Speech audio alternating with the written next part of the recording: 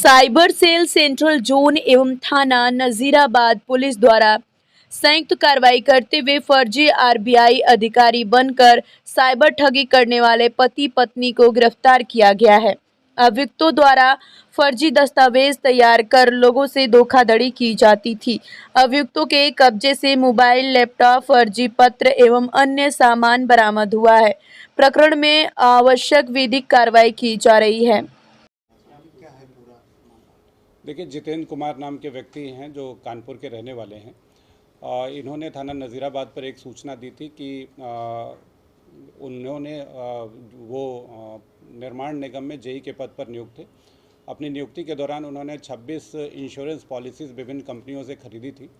कुछ पॉलिसी में कुछ प्रीमियम गए और बाद में उनकी पॉलिसीज़ जो थी वो ब्रेक हो गई थी। फिर ब्रेक होने के बाद उन्होंने, जब वो रिटायर हुए हैं, फुर्सत मिली है, तो उन्होंने जो प्रीमियम इनका जा चुका था उसको वापस लाने के लिए गूगल पे जा कर के तलाश करी कि किस तरह से हमारे ये पैसे वापस आ जाते हैं। उसी समय एक फ़िशिंग साइट पर ये गलती से चले गए और वहाँ पे जो आरबीआई की साइट थी उस साइट पर गए। वहाँ पर एक मोबाइल नंबर और ईमेल आईडी मिली जिससे उन्होंने संपर्क स्थापित किया। तो सामने वाले ने उन्हें आरबीआई का जीएम खुद को बताया और बताया कि ये इंश्योरेंस पॉलिसीज़ के पैसे वापस करा देंगे। उस फिशिंग साइट्स के थ्रू ये लगातार उनके संपर्क में बने रहे और धीरे धीरे करते करते झांसे में ला करके इनसे 95 लाख रुपए जितेंद्र कुमार से पैसे अपने अकाउंट में ट्रांसफ़र करा लिए। ये पैसे इनकी जो दोषी है उसके और उसकी पत्नी के अकाउंट में ट्रांसफ़र किए गए। इस सूचना के आधार पर तत्काल अभियोग पंजीकृत कर लिया गया था। विस्तृत विवेचना की गई और विवेचना में दोनों जो अभियुक्त थे, पति पत्नी दोनों अभियुक्त हैं, इनको गिरफ्तार कर लिया गया है।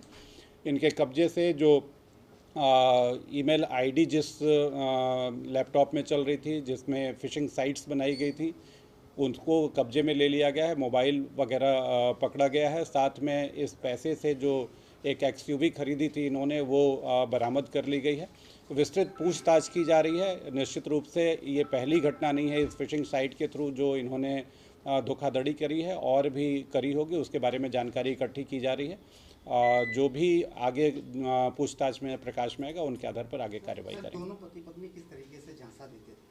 इन्होंने जैसा पहले मैंने बताया कि गूगल पे जा कर के इन्होंने एक फ़िशिंग साइट क्रिएट करी थी और वो फ़िशिंग साइट आरबीआई की थी। तो आरबीआई की साइट पे देख करके जब भी कोई आवश्यकता होता तो आरबीआई की साइट पे गए और जा करके जब उन्होंने उस साइट पे जा करके तलाश किया तो मोबाइल नंबर मिला, कॉन्टैक्ट नंबर मिला और ईमेल आईडी मिली। इनको विश्वास हो गया कि ये आरबीआई के ही अधिकारी से मैं बात कर रहा हूँ और मेरे पैसे वापस हो जाएंगे। तो बाकी सामान्य जन से भी अनुरोध है कि कहीं भी आरबीआई या कोई भी बैंक जो है इस तरह के कॉल सेंटर के थ्रू या कॉल नंबर के थ्रू या ईमेल आईडी के थ्रू किसी से पैसे की मांग नहीं करता है। अगर ऐसी मांग कहीं पे की जा रही है तो इसका मतलब वो फिशिंग साइट है, जो देखने में सेम उसी तरह की वेबसाइट होती है जैसे कि ओरिजिनल वेबसाइट होती है।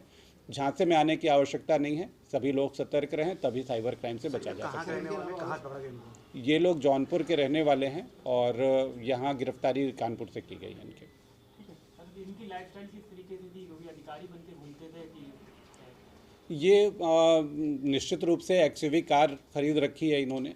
लाइफ स्टाइल 95 लाख रुपए एक ही व्यक्ति से ठग लिए हैं, तो निश्चित रूप से अच्छी लाइफ स्टाइल में जी रहे हैं ये लोग। बाकी विस्तृत पूछताछ की जा रही है। पूछताछ में जो भी तथ्य प्रकाश में आते हैं उनके आधार पर कार्रवाई की जाएगी।